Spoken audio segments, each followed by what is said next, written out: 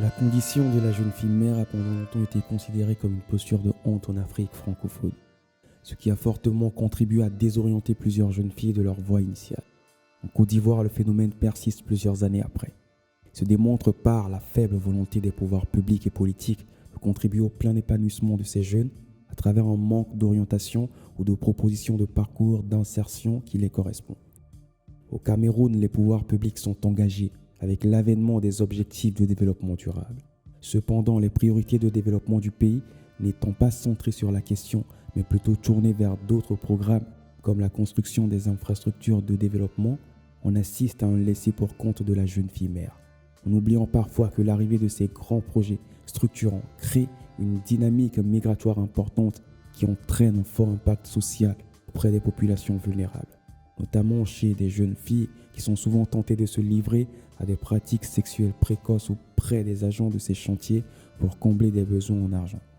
La question est de savoir, 5 ans après l'adoption des objectifs de développement durable, comment est-ce que s'impliquent les acteurs locaux sur cette question? De même, à quel niveau les partenaires, en l'occurrence la France, soutient les efforts consentis? N'est-il pas en réalité venu le moment où l'approche genre devrait figurer sous toutes ses formes, sensibilisation, éducation, formation, au premier rang des projets de développement durable en Afrique francophone? Pourrait-on parler de développement durable sans toutefois s'assurer que des ressources allouées profitent à l'ensemble des couches de la société d'un pays? Examinons ensemble la situation par les faits réels.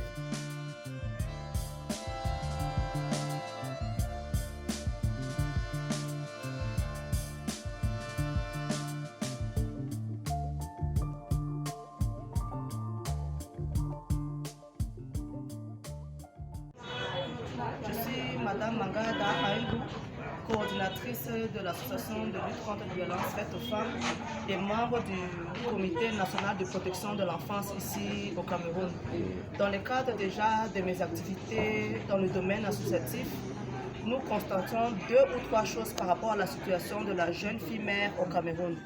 Déjà, il faut savoir que c'est rare qu'une jeune fille décide de concevoir un enfant.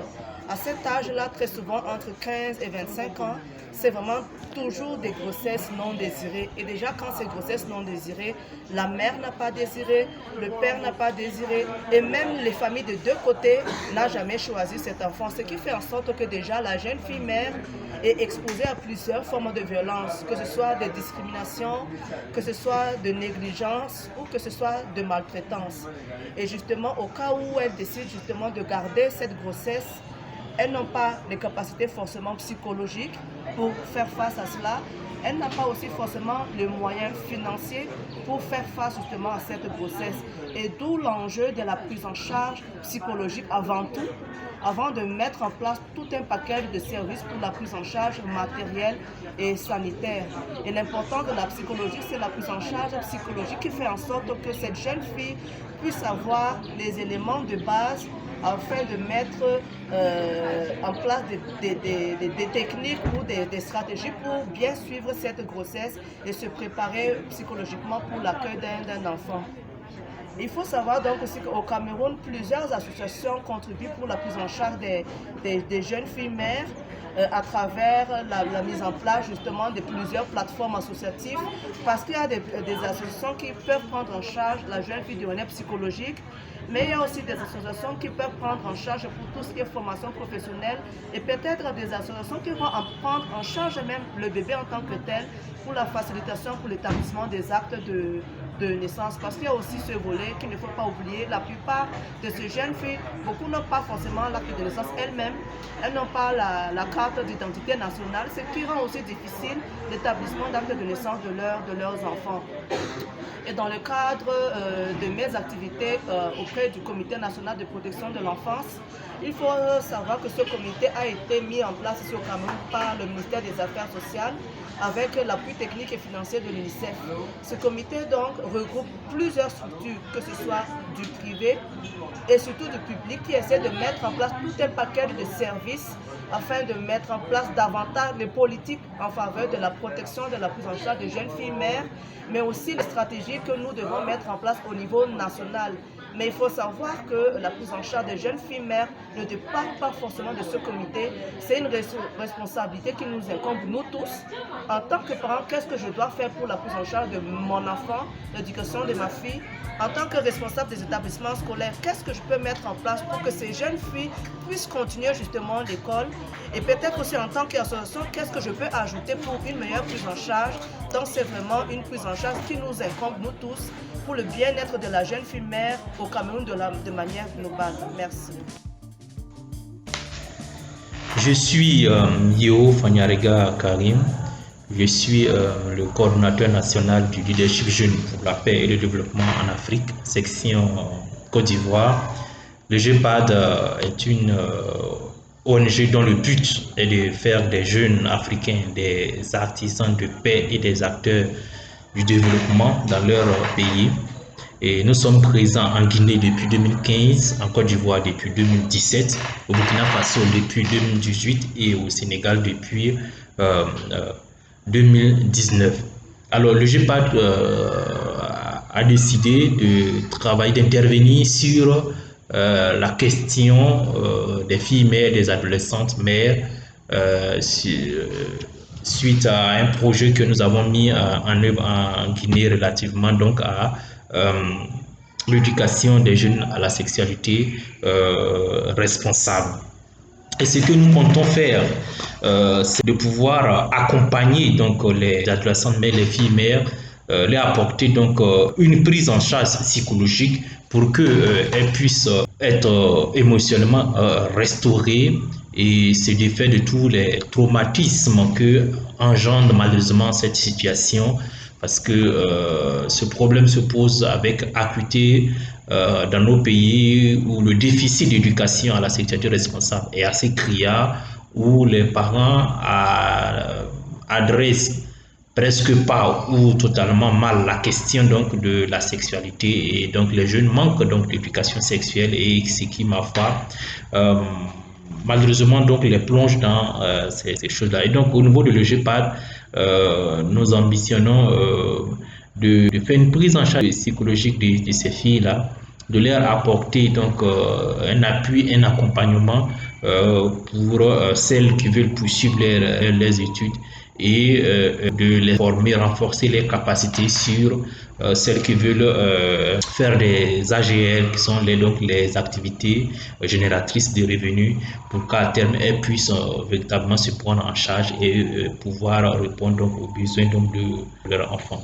Alors nous n'avons pas encore une initiative mise en œuvre pleinement réussie pour la simple raison que cet aspect n'est pas la ligne principale de l'EGPAD, bien que c'est un aspect assez important, mais nous avons des initiatives sur lesquelles nous travaillons, que nous avons élaborées et que nous allons mettre en œuvre. Alors, Côte d'Ivoire, le GEPAD donc, est partenaire de l'association Aigué Colombe, donc nous allons travailler sur cette question d'adolescentes mères qui se pose vraiment avec acuité dans le système éducatif ivoirien, où que ce soit à l'est du pays, à l'ouest, au nord et aussi au centre. Alors ces questions-là détruisent l'avenir de pas mal d'écolières, de collégiennes et des lycéennes. Et parfois, l'on est impuissant face à cela. Et au regard donc de ces sociétés, de ces communautés conservatrices, les filles qui contractent des grossesses, on va dire non désirées de cette façon-là, sont vues comme une honte pour leur famille. Alors, nos attentes pour mieux adresser cette thématique-là, je vais les relever de 3 niveaux. Il faut un aspect technique très pointu. Nous avons de la ressource dans ce domaine avec Forum, avec d'autres partenaires sur place en Côte d'Ivoire avec qui nous allons travailler. Et il faut aussi un appui, un accompagnement financier, parce que la question doit être adoptée avec une très bonne stratégie, parce que d'une localité à une autre, ce n'est pas la même chose. Et ma foi, sur le terrain, parfois même des acteurs étatiques ne sont pas forcément prêts donc à soutenir, à accompagner des activités de ce genre parce que voilà, l'on est prompt à juger, à condamner, voire comme déshonorant d'associer son image ou son nom donc à des initiatives d'appui, d'encadrement, d'accompagnement des adolescents mères, des filles mères.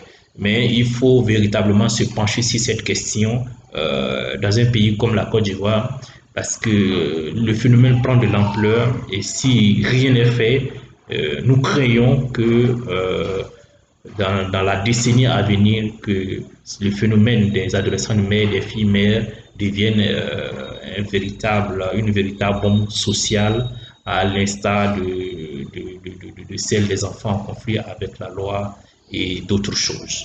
Et nous allons apporter notre contribution pour que nous n'arrivons pas là.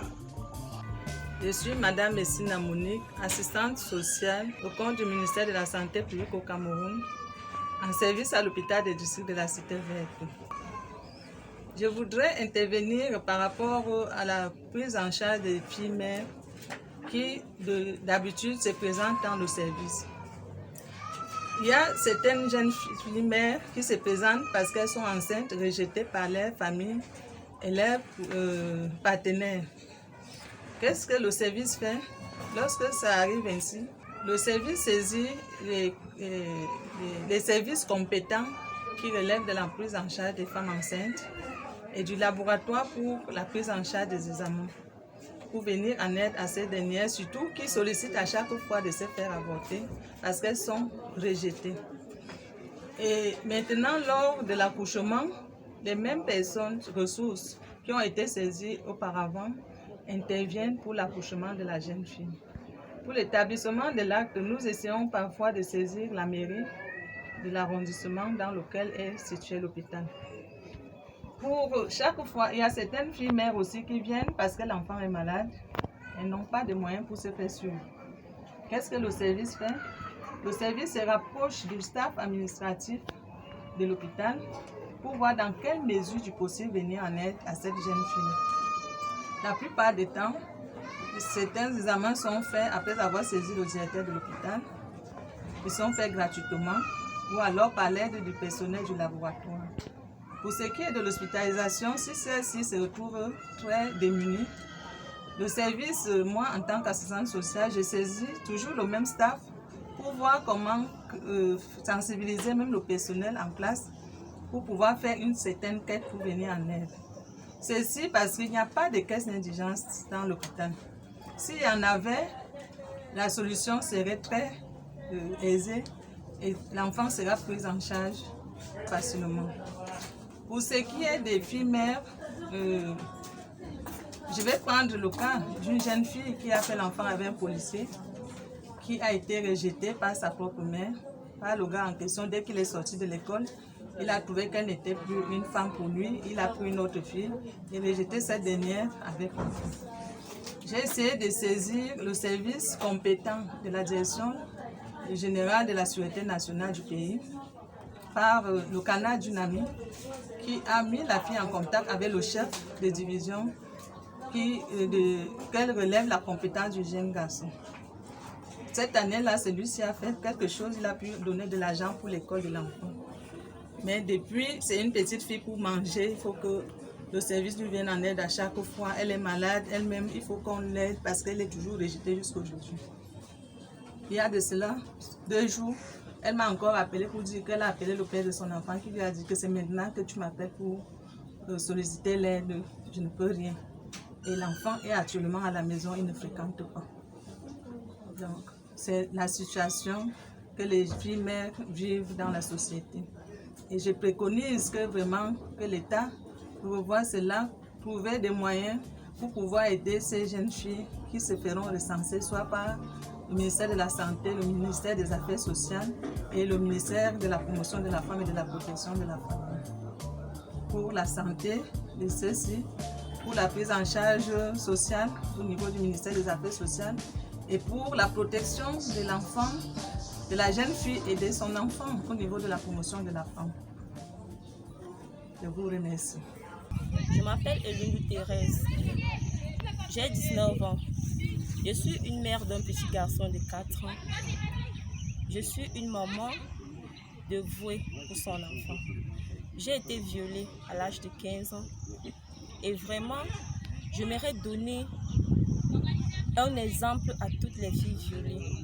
Être violée, c'est un acte vraiment horrible. Mais il faut avancer dans la vie.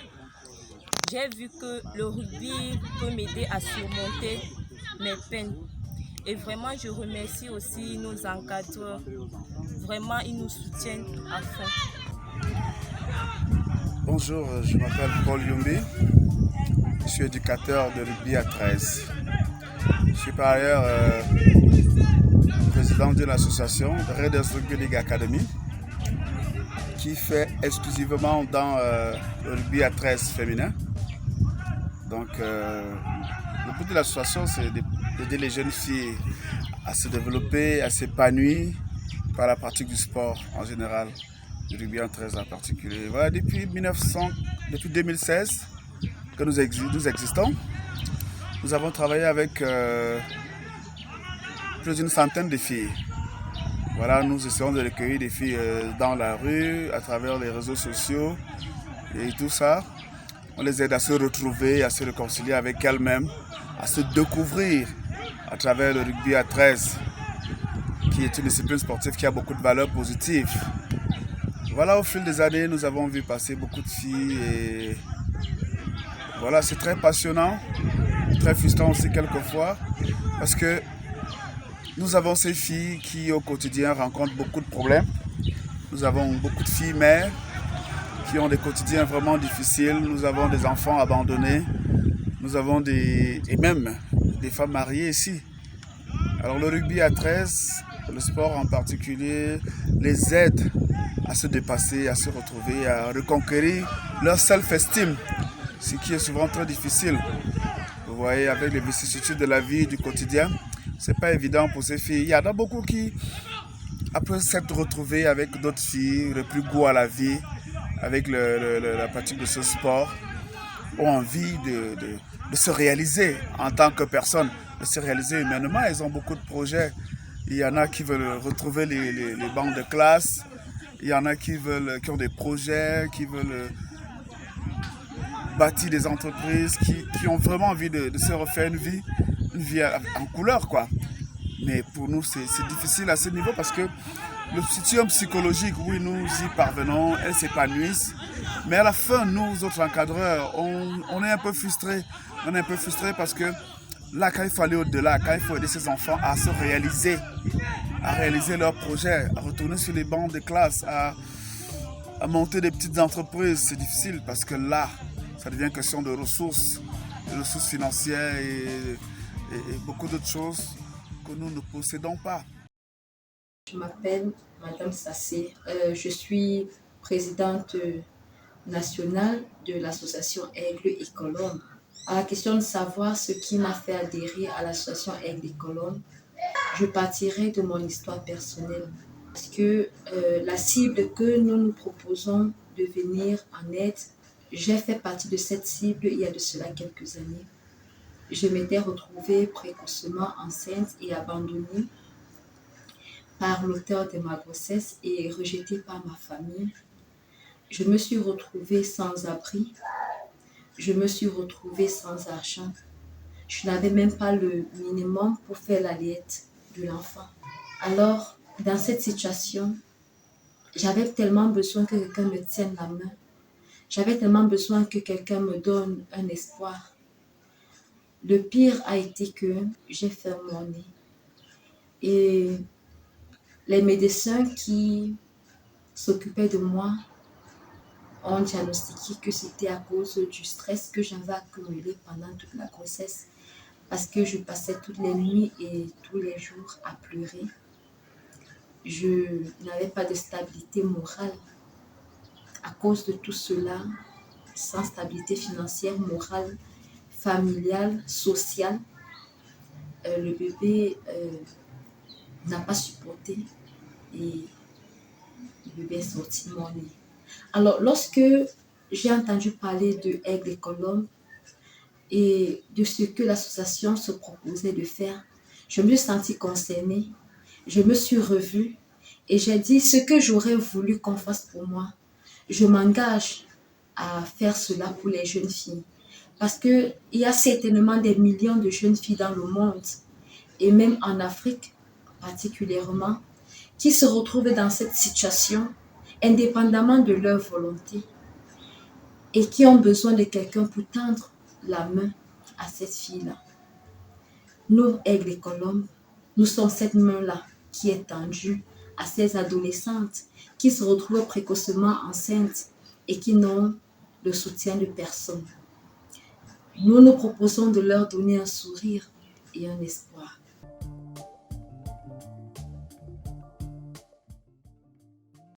Pour le moment, Aigle et Colombe n'a pas encore véritablement décollé.